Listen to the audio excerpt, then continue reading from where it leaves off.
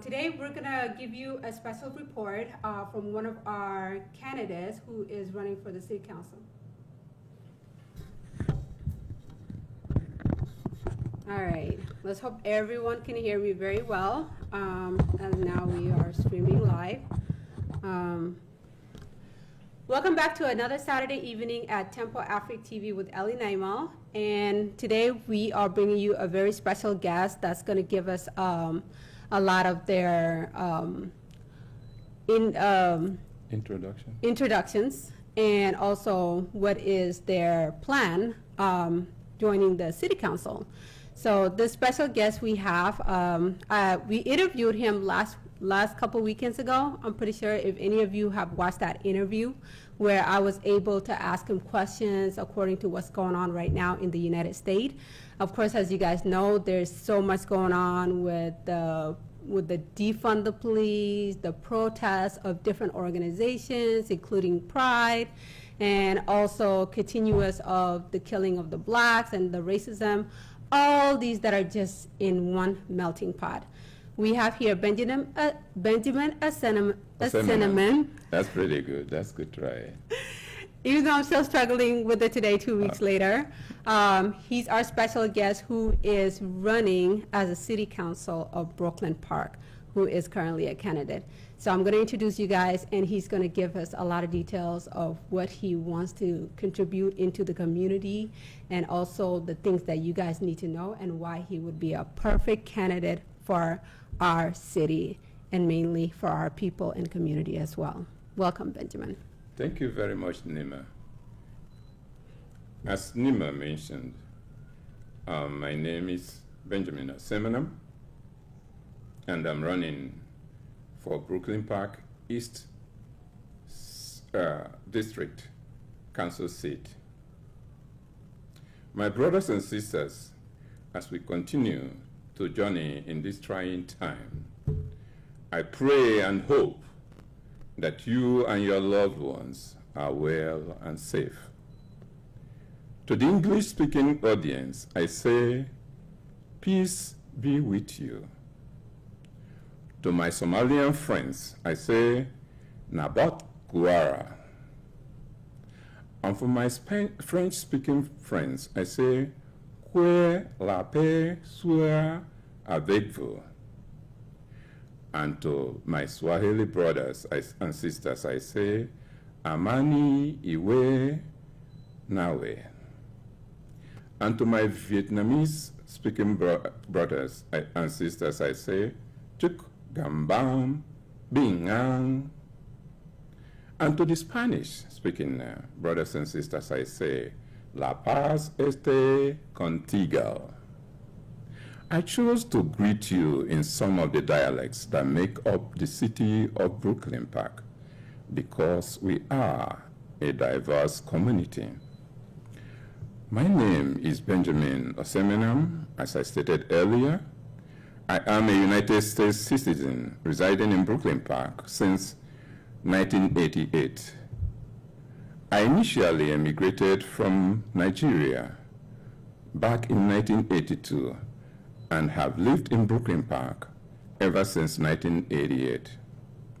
I attended the University of Minnesota, Mankato State University, and obtained a BS degree in civil engineering, a master's in infrastructure system engineering and management, both from University of Minnesota, and a master's in business administration program from Mankato State University.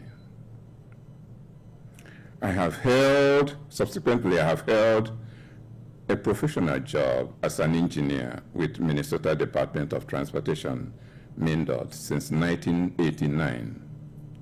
At MnDOT, I established unique public-private, and private-private partnership in various projects and programs I worked on that made the state news, national and world news, and awards as well. I have also served as the president of Association of Nigerian Engineers in Minnesota. Also, as co-chair of their parish advisory board at St. Olaf Catholic Church. I have also served in the Catholic Diocese of Minneapolis and St. Paul at various levels in different parishes. In 2012, I spearheaded the first Twin Cities, African Immigrant Twin Cities Catholic Summit, first ever in Minnesota, and a subsequent workshop and retreat in 2014. Served as co-chair and also as board of trustee at the St. Alphonsus Catholic Church in Brooklyn Park. I also volunteer at Caring and Sharing Hands in Minneapolis and other organizations to render my help to the needy, or rather, I say our brothers and sisters. Though harsh the winter season might be to most of us from Africa, I admire the beautiful 4 seasons of Minnesota because the harsher the winter makes the spring, summer, and fall more enjoyable. I started my current campaign to become the Brooklyn Park East District City Councilman in February of this year. Shortly afterwards, a few questions came up about my campaign, and these questions can be grouped in 3 categories. Why are you running for city council? Second, you ran in 2010, and since 2010, what have you been doing to prepare you for this job? Third, why are you not involved in various commissions in the city? These are very important questions and legitimate ones as well for all candidates, not just me, especially for the incumbent city council representative, because Brooklyn Park residents need answers to these questions to enable them to make conscious decisions on who to vote for. I must start by saying that I'm a person that derives joy in bringing positive results to people's lives, and I love working behind the scenes. I shy away from things that do not yield positive results. Below are some of the events I have actively participated in and are currently working on. By carefully going through these events and narratives, you will realize why I am running, what I have been doing since 2010, the types of commissions I belong to, and why I am the best candidate for this position. Around 2010, there was an African-American business owned by Tony Okafor, Russell Winfred, current councilman, Dixon Alibe, JC and Teal. They were having problems with the then city council in securing liquor license and was being harassed by the city.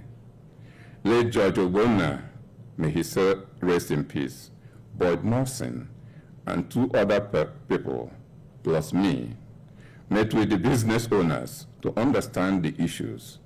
After meeting with them, I and 2 other people went with Tony Okafor and his partners to plead with their case with the city. The city went ahead and denied the license and shut the business down, despite overwhelming evidence to do otherwise.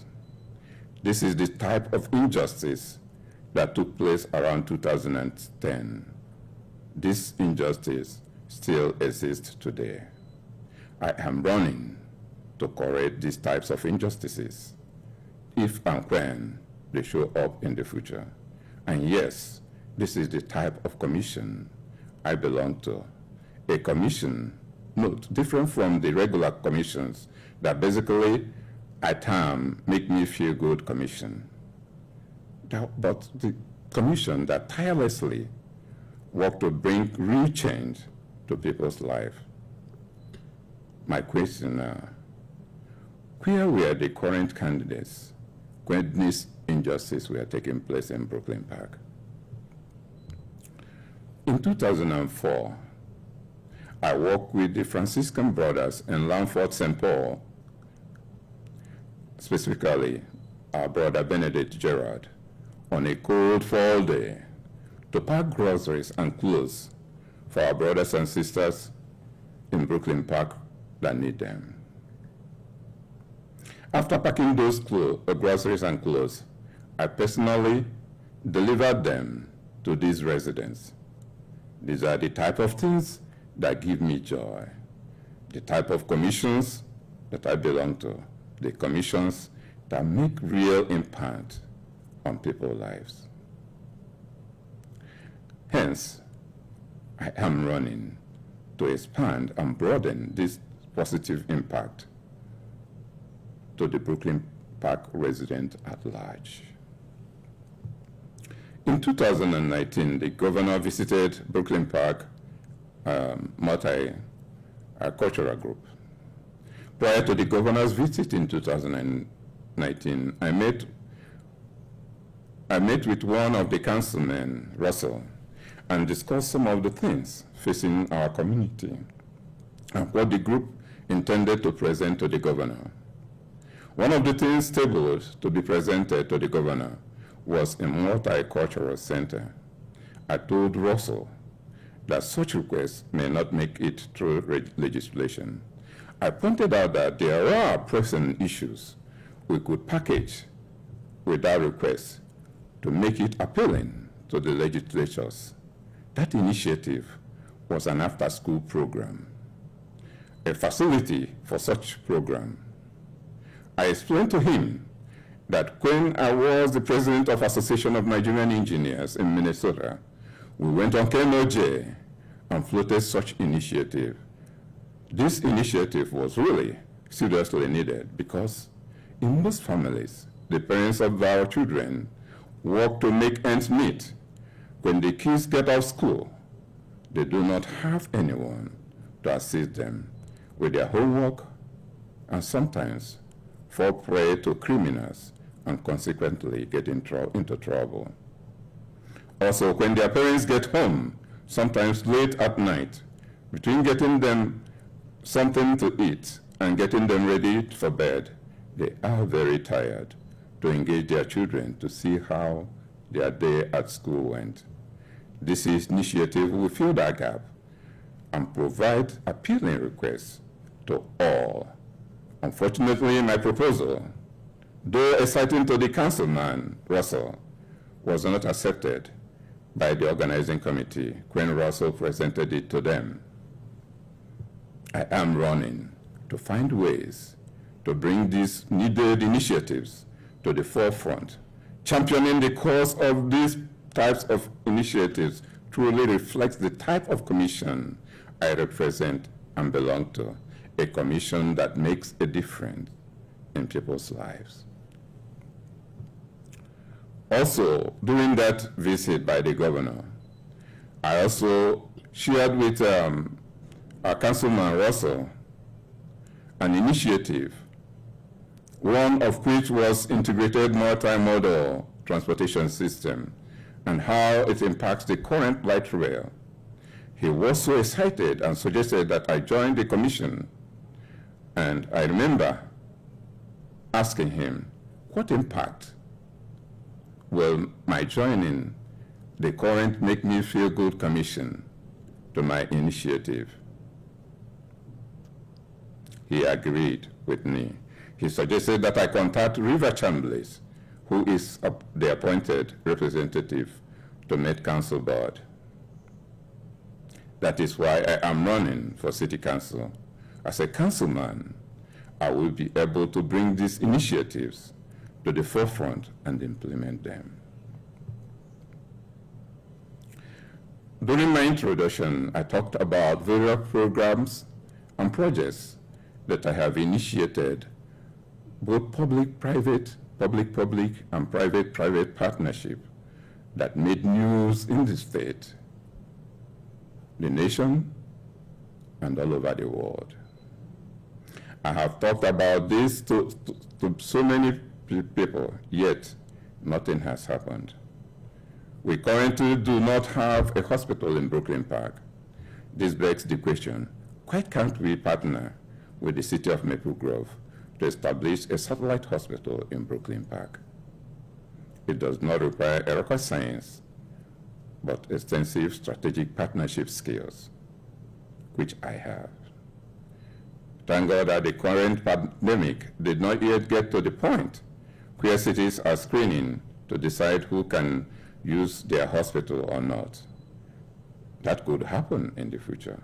And if it happens, what will Brooklyn Park residents do? The stake is high. I have voiced many concerns on changes I want to see brought into the system, but I have not seen those changes addressed, let alone implemented. Someone needs to step in to ensure that such changes, when suggested, are at least reviewed for plausibility, and if plausible, are promptly addressed and implemented. I strongly believe that I am that such someone who can champion these types of causes. Recently, in 2012, in February of this year, there was a neighborhood development park meeting that the city sent letters to all residents within the Norwood neighborhood to attend and lend suggestions and ears to the proposed development. Mayor Jeff Lundy was there. I was there. But do you know who wasn't there? The current Brooklyn Park East District Councilwoman, Lisa Jacobson. My question is then, if these candidates cannot attend these important meetings now, how do we expect them to attend such meetings when elected or re-elected, as the case may be? At the beginning of my introduction, I mentioned about an African-American business that was shut down that we tried to help around 2010. The same problem that existed in 2010 still exists today. There was this philanthropic gesture by a small business owner, Easy Stop Food Market, owned by Mr. Ido Akapo.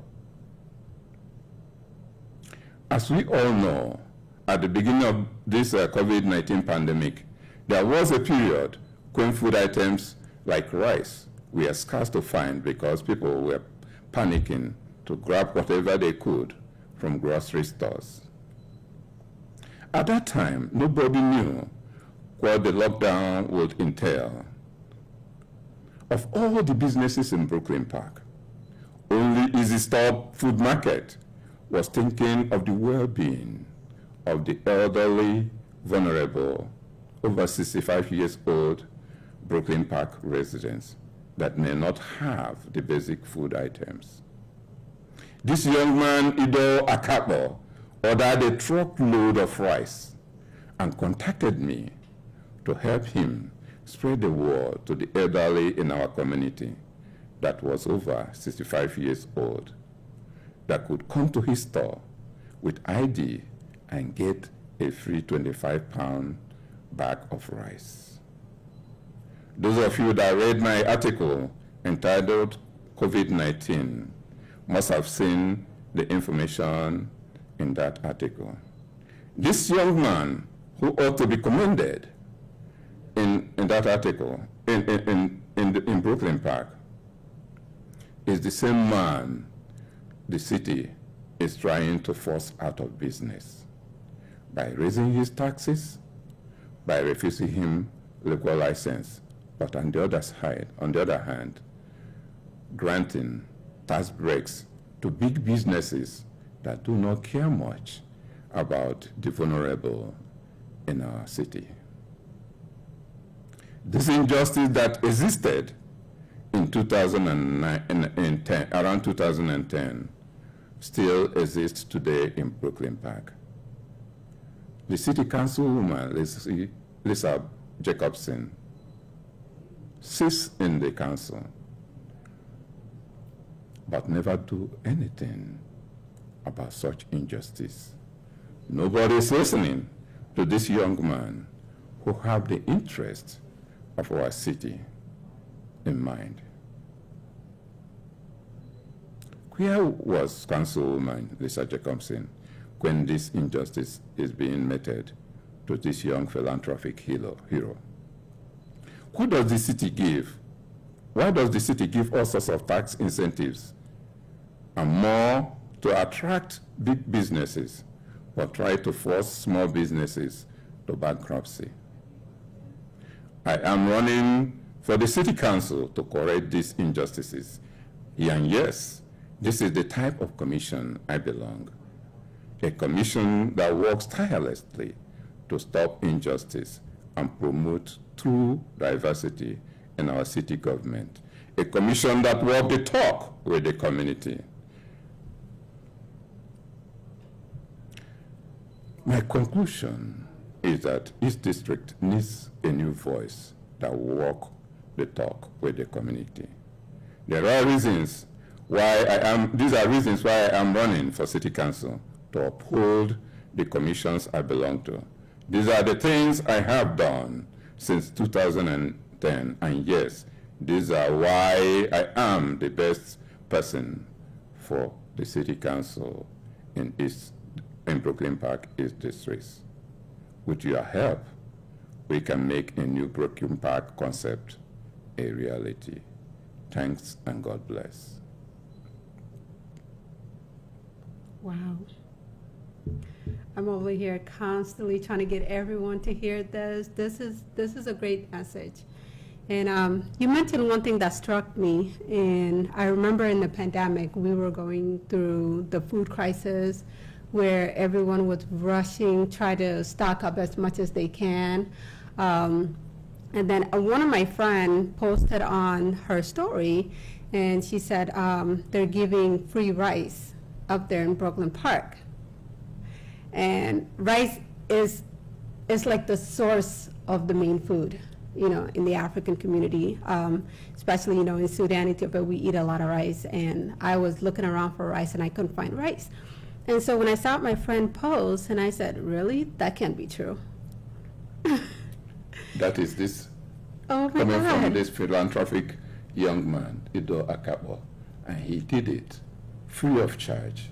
Free of And charge. yet, this is the business that the city is trying to close. Wow. Go figure.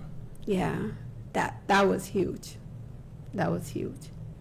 Because, the struggle we're going through with the pandemic and all the starvation, even we saw across the United States where people are lining up for hours trying to get free food. I hear you. And you did this. I hear you. Wow. He is, and again, and there are so many more like Ido Akabo, small businesses around Brooklyn Park that are struggling, that needs to be encouraged rather than be discouraged. And when I get in there, that will change. Wow. We will start recognizing people that have the interest of Brooklyn Park residents, especially the elderly in our community, Yes. at heart. They will be the people getting the incentives. And the pandemic is really doing a lot. We're so grateful for your plans and what you're doing. Yeah. Yeah. Well, like I said, it's Yeah. not just me. Yeah. It's walking the talk with the community. And that is key. Yeah. Okay? Because a tree does not make a forest. It takes a community. It takes the entire forest to make a forest. So it's not just what I think, but what the community thinks and values. Yes. And that's what I intend to do, drag them along with me as we bring the new concept of Brooklyn Park to reality. That's what we need, America. That's truly what we need, especially with all of this chaos going on and everybody is still in the panicking of the crisis that is happening in this country. Yes. They need to be here. They, they're out there screaming and protesting and shouting, and especially, how it's so devastatingly hit the small community as well.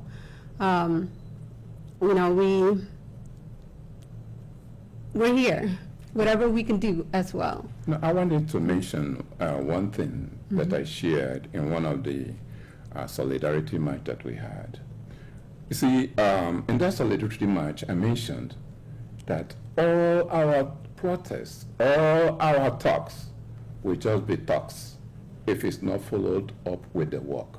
And what do I mean by that?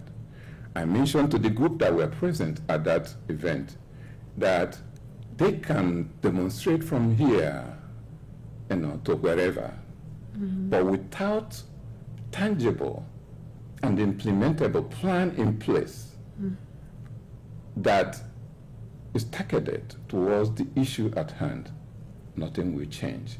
People will just sit around and wait for the demonstration to be over. In fact, some of the people are not even waiting for the demonstration to be over before they go back to business and as usual. Look at what happened in Atlanta. And what you'll be hearing that happened in just Brooklyn Center recently. Wow. You see, at the breaking rally, news that just happened today, correct? Yes. Okay. Now, at that rally, I told people that each person who would request a meeting with their police chiefs in their various cities and urge them to engage their various cities in discussion on how to make their various cities better. Various cities, rid them of killing cops, because that's what I call them. They just look for an opportunity to do what they want. But there are so many good cops around there. Yeah. Okay? And unless if the cities and the police departments in various cities open themselves up to engage, truly engage the community, not having a meeting. Some of them are having meetings now that excludes the general public. In a city that you have over 1 million people, you have people, only 35 attending a meeting. That is not engagement. But an engagement is where you open up with the entire resident, even give them some incentives to attend such meetings and hear from them, what their problems are, how they think, a future city, their future city will benefit and what it should look like. Recently, there was a meeting in Brooklyn Park, and there was the city leaders at that meeting. Only 35 people heard about it and attended the meeting. And guess who? Is that a pretty small number? Compared to 2 million or so people in Brooklyn Park? Okay. Well, you tell me. You do the math. But, I'm learning a lot about. But one thing that was so striking was looking at the makeup of the city government. 4 white males. And none of them at that stage mentioned that this is not right, because this does not look like the community that we serve. With my initiative, that will change. And it will start with some of the structure that is currently in place in Brooklyn Park, where you have the city manager doing everything, and the mayor and the city council doesn't have much power and are kind of stranded as to what they could do. How many I feel like you have to get them out of their comfort zone. Exactly. No, the key is that, sometimes, like our mayor, Mayor Lundy, has some good intentions, but doesn't have the power to implement them. Because you have the city manager sitting there that's controlling everything. And the police chief reports to him, the fire chief reports to him, and every other people. That must change. That is the problem we have in Brooklyn Park. Okay? How can it change? It's simple. First of all, eliminate, and this same city manager is the one that's giving $10,000 raise. While Brooklyn Park residents, especially elderly that are struggling to make their mortgage, are being asked to pay more taxes. They have to pay more, yeah. That position ought to be eliminated. And a position that each, say for the police department, the fire department, and the regular city staff should have like a head. And each head, the heads will be a reflection of this, the city that we serve, not just for white males. Yeah. Okay, we have a diverse community, but if the current city manager still wants to apply for one of those positions, he can, but it's not going to be all him controlling the entire city. And those heads should be reporting to the mayor and the city council. Okay? So that kind of explains the reformation that is happening right now, where a lot of people are saying that police officers are taking care of everything. Exactly. Because what's happening, what's happened, and during that meeting, there was a very important point raised by the police chief that I don't even know if he understands what he's saying. See, he mentioned during that meeting that they are having cadet training, whereby they encourage kids. Yeah, I heard about the training. To join the police force and work with them, and by so doing be the future police officers. Oh. That right there is the backbone of the change that we need, not only in police department, fire department, and the city as a whole, not the city manager. That police officer, chief was mentioned in that meeting that he is working with the Brooklyn Center, police department, and even reaching out to the Minneapolis city also, because sometimes those people from neighboring cities, they kind of work around the surroundings. Yes. That is the partnership that public partnership that I intend to really formalize so that it will be a genuine way, not only for the police force, but for the fire department, which currently doesn't boast of any minorities, okay, and the city staff. And this time, all those heads, the police chief will be reporting to the heads, okay, and the fire chief will be reporting to the head, and the city staff will have a head, and all of them will be reporting to the city council and the mayor. That way, if there is a problem, those heads will be held accountable, and this time we'll let our youths learn how to govern. We should make those heads available to our graduating youths. Wow. If the current city manager wants to apply for that position, so be it, he can, but he is not going to be monopolizing such powers again. And this will decentralize things and make things flow better, and it's simple, and it can be implemented, and that is what I need to really push for when I get there. So when you mention like the little cadets that are being trained Yes. To become the future, Yes. do they train them in the same order that has already been there, or do they implement different strategies or different rules? Now, again, this is something I had during the meeting. So I have, and that meeting was just held on Thursday. So I have not explored, the details, but this concept that I had during that meeting is a model that can work for the entire city. For the entire, okay. And not only for our city, but like the police chief mentioned, okay, reaching out to the, he is, a police chief, and doing the partnership that we, the city council, future city council members and the staff should be doing. And that is why they feel frustrated. They are doing the management and they're doing the security. Police chief, I tell you today, I heard you, I disagree with you in some things, but I totally agree with you on this. And if voted to be your next councilman, you have a helper coming around. Be patient.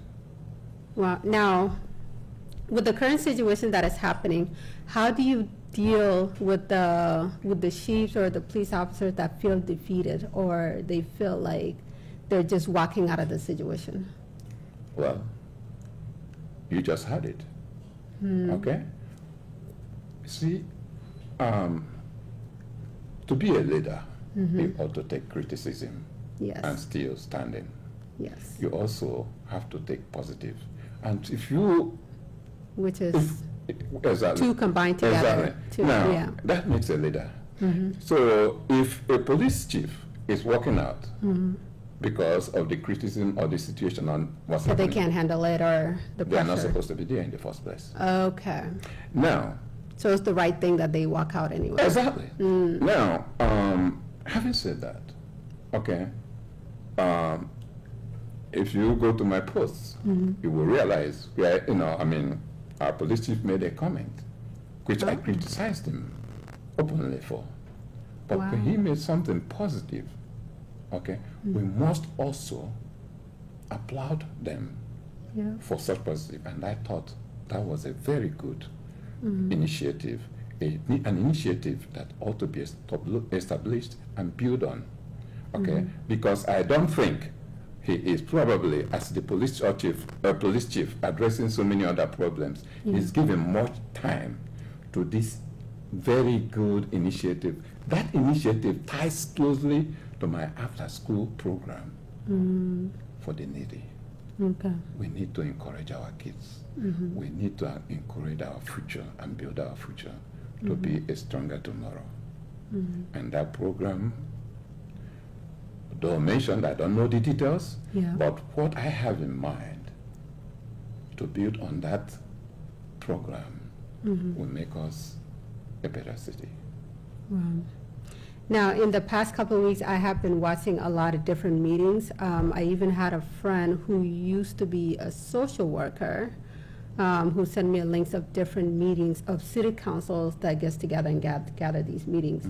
Now, as far as helping to make these changes, is it the city council's responsibility to enforce these changes, or do they actually condemn these changes? Well, again, like I mentioned earlier, Yeah. each city has its own structure.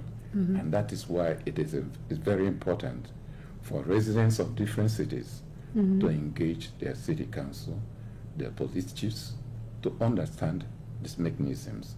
Because if they don't, okay, sometimes I they will think be I understand reacting that more, yeah. to certain things that need just might not weaken, to happen. So unless we engage them, not through Make Me Feel Commission, which I mentioned earlier, but actually hard-working methods of that really impacts the community. Most of the commissions that they have here are, currently are just names. If you ask them, what have you done since you've created the commission, they will tell you, well, we discuss, and that's it. And that's it? And you don't. I've seen so many people that left, like the police advisory board. So it's really becoming a habit. Well, that habit is coming to an end. Okay. When you get a new voice to walk the talk with the community in the city council next year. But That's good. Unfortunately, that is the case in various cities, and that is why it is important that the communities engage their city government. Wow. So this whole entire change is really needed to happen. It does. It does. And in some cities too, there are some Because people you have that some people arguing, saying, there's no need to change the law, there's no need to change or re-inform the police departments or the way we handle the city. Well, let me share this with you. See, when these things happen, I try to reach the police chief. Okay, and again here I criticize the police chief. He had a brother that looked like me and you that has an open ticket to his office. I don't, but still, I'm a taxpayer in Brooklyn Park. Yeah. And that has to change. Yeah. If we have an open door, it has to be an open door for everybody. And such a person will come to you and say, we don't need change. Okay? Oh. And because they look like me and you, it will get you thinking, maybe I'm wrong. Okay. We have to be careful about that. Wow. That's the mind game there. Definitely. Definitely. And the key is, if you have the love of the community, you know, what I term Good Samaritan, policing or initiative for the entire city, no matter what you look like, okay, your initiative will always come to true, because the truth cannot be shut off, and the truth is the truth. Now I have this thing that I've been watching lately. You know, this whole pandemic had really awakened us, opened our eyes in a different way. You know, even me before, I didn't even know what was the difference between liberal and conservatives. You know, as we go towards the election, and how everyone is reacting towards the change and these things that are taking place. You know, as somebody said, you know, sometimes a protest, it takes a radical change in order to reinform some of those changes. And so with most of the conservative people in the community that argues to say there is nothing wrong with the community, that you are the problem, or like the people themselves are the problems. Now, how do you deal with those people? Well, you know, Or what can you say to them? well, Nema, my sister, I take it back. What? Did you ever wonder where the word conservative came from? And who assigned it to certain people? And liberals. These are things inserted to divide us. And Yes. again, I go back to Good Samaritan concept. Yeah. You see, in the story of the Good Samaritan, there were the lawyers, a stranger that was beaten by robbers and left to die on the roadway. There were the lawyers that came and passed them by. There were the preachers that came and passed them by. There were elites, scholars that came. But the Good Samaritan came and took this poor person that they do not know, okay, and nursed them, took them to hospital, paid for their hospital fee, and asked the intaker that to do everything that he's going to pay for the additional costs when he comes back. That is the city that we have. That is the nation that we need. That is the world that we need. A world free of labeling. And the labeling is what you and me are facing today. Some of these people that are doing this killing, that are pushing you aside, don't have the patience to really understand who you are because of what they have been hearing.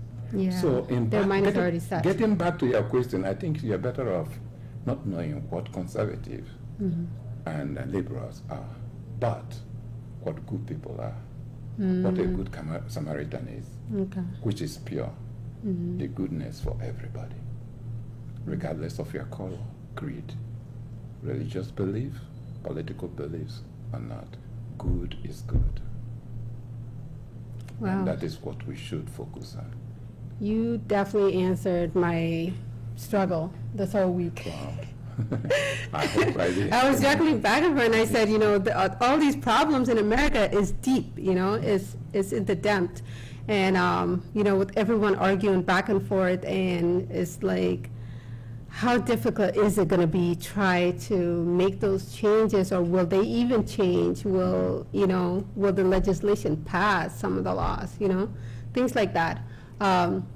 So you definitely answer. But you know what, though? Mm-hmm. We don't have to wait for legislation. Okay? Okay. Like I mentioned at my last interview, Mm-hmm. it takes you and me to start a real change. Wow.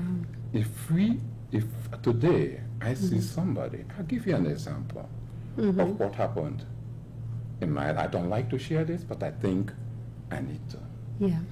In 2018, one evening that I was coming back from work, I work on, at Roseville, our department in Roseville, and as I was going towards 694, just close to County Road E, that's a 50-mile-per-hour area. Everybody was zooming through, the traffic. Faster than that. Yeah, and I passed something that I thought was a human being laying on the side of the road. That touched me. I was praying as I was going, so I went off and I exited on County Road E, turned around, came back, towards that, and slowed down. Guess who I found?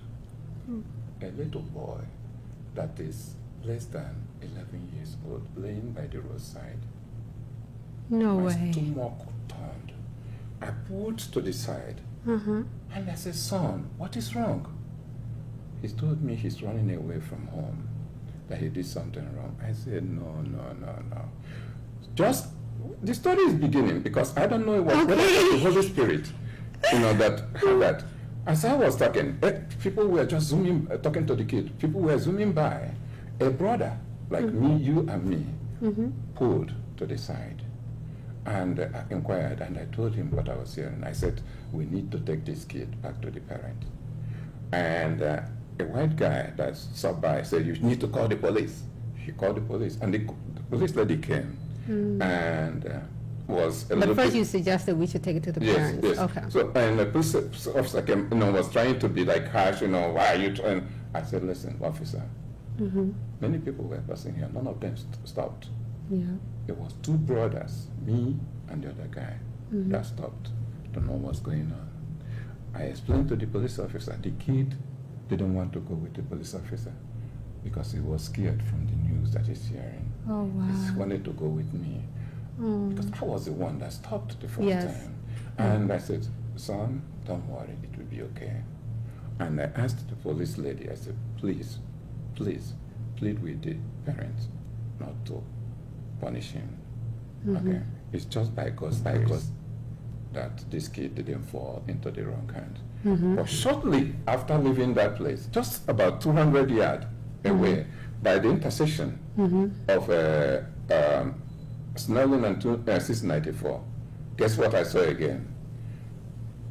A 400-pound white male that was driving a very tiny car ran off the road and fell down, and with his car upside down. That same day?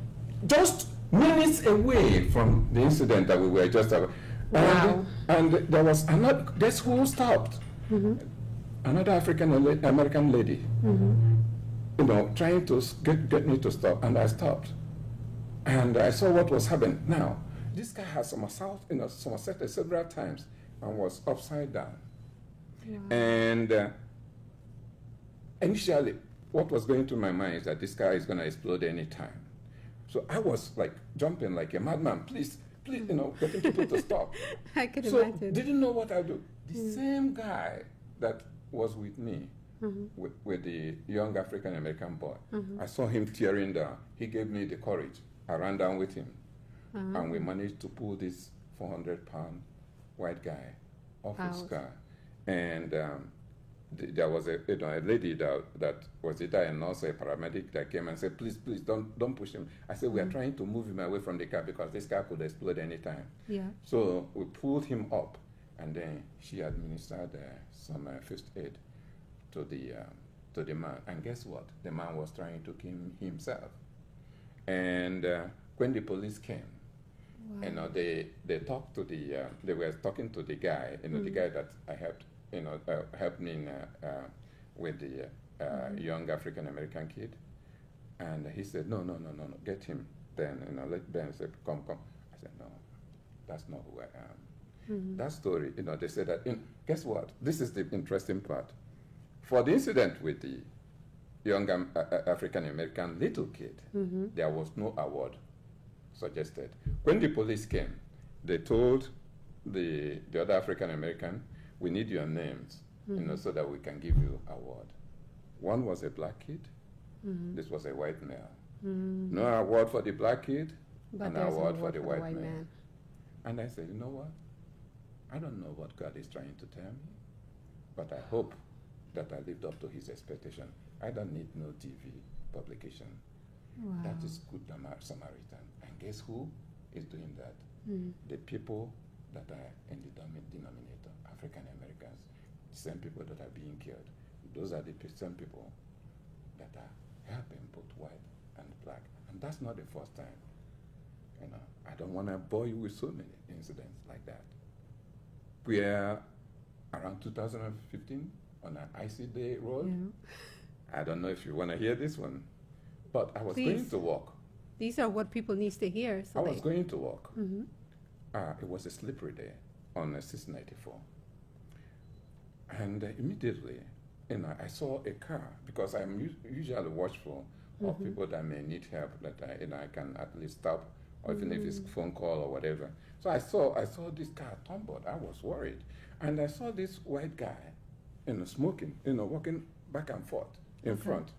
I didn't know what was going on. Inside his car while he's No. driving? It happened that when this car that somersaulted Yeah. and was upside down with the driver, Yeah. there, actually when he was sliding, hit this white guy. And this white guy was waiting for him to come out of his car so that he can collect his insurance. So when I got there, I pulled to the side. I was already running late to work. Okay, I pulled to the side, and another black guy, a taxi driver, was running with me, and both of us pulled this guy out of the car. I felt so bad. You know what he asked me? Because his cell phone got lost in the process. He said, Yeah. please, I want to call my wife. I nearly started crying. I said, come into the car and scold. You can sit in my car. I gave him my phone. Meanwhile, a white man like him, that I don't even know if there was any damage to his car, was shouting, yelling, I need his insurance, I need his insurance. I told him, how can you get And he's insurance? fine. Why don't you go to the car that is upside down there Yes. and collect the insurance? Yes. Can't you see what this guy has gone through? Yes. And this is a white man. You don't have to be white or black. You just have to need to be a good Samaritan. And that is what we need to work hard on, to eliminate color in our sight for the goodness of Now God. I think I understand why God is allowing a lot of this to happen, because even some of us, we don't see those actions happening, Yes. but hearing your testimony of certain things that happens, it helps us understand why we are going through this, and that this change really needed to happen. And it has to be deep. It has to simple. happen. It's simple. Yeah. Just care for your neighbor, regardless Simple of as who that. they are. Yeah. And stop listening. When somebody comes to you and said, Mr. A or Miss B did something, don't believe in that. When somebody labels you as liberal or conservative, don't believe that. Believe in the goodness of person. Wow. Believe in being a good Samaritan. What you're doing is amazing. I know all of you that is watching out there, if you're just tuning in right now, I would really encourage to watch this from the beginning, because some of the testimonies our candidates had told us in this show is worth hearing. I promise you, it's worth hearing. Me, myself, personally, I have been questioning, first we had the pandemic, then we had the riots, so everything seems like it's falling apart. And this is the moment where you ask yourself, is God really trying to do something? God You know? is always there for us, but we never sit still to listen to his divine listen. voice, because we are busy chasing the world, and the world is full of evil. Wow. All right. Unfortunately, we're coming to the end of our talk show. So we're going to go ahead and wrap things up here. It has been, this day has been different. I learned a lot today myself, and also the things that you're trying to reform also in the system and the community as well. And, you know, God is using you. God is using us all. The question is, are we paying attention to what he wants us to do? Yeah. God is using you. All right. Everyone continue to watch this talk show, share, comment if you have any questions or comments, or if you have any testimony or, you know, disagreement or agreement or anything. This is a community involvement as well, as much as needed. Because that's what our brothers here is to do, to walk the talk with the community as well. So share with your family, loved ones, everyone that is a part of your life. We need to help and contribute into this change that is taking place in the United States. Any last word you would like to say to the community and the world out there? I thank our viewers and urge each and every one of us to love one another, to be a good Samaritan to your neighbor, and reach out to the city government in your various cities and engage them in talks to understand what's going on in your city and demand the change that is real, the change that is love for you and for your neighbor. Thank you for having me. Thank you for being here. It was such an honor. Thank you. All right, everyone, have a wonderful evening and see you all next Saturday.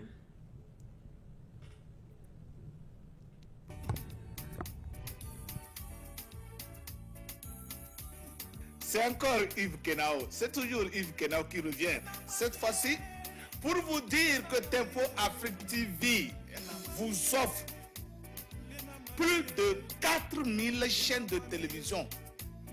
Les chaînes européennes, les chaînes américaines, les chaînes asiatiques, les chaînes africaines. À un prix imbattable. À un prix imbattable. Tenez-vous bien. $185 pour 12 mois, inclus le box. Alors, où est-ce que vous pouvez trouver mieux que ça, si ce n'est pas sur Tempo Afrique TV? Mesdames, Messieurs, appelez seulement le 612 804 0295 et vous serez servi. Vous serez agréablement surpris de voir plus de 4000 chaînes de télévision rouler sur votre écran comme ça et vous choisissez laquelle vous voulez. Alors mesdames, n'hésitez pas. N'hésitez surtout pas et ne vous faites pas compter. Prenez votre téléphone, prenez-le tout de suite et appelez le 612, le 804, le 02 95.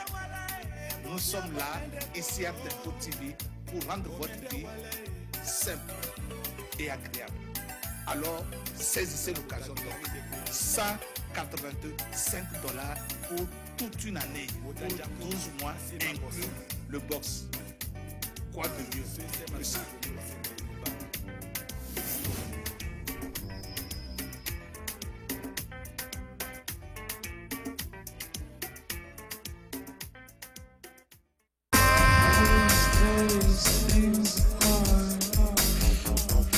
Hot mix mixing.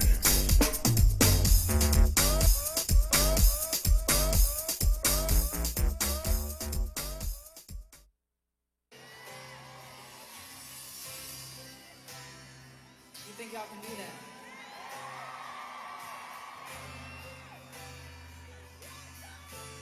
I want y'all to sing with all your heart and soul.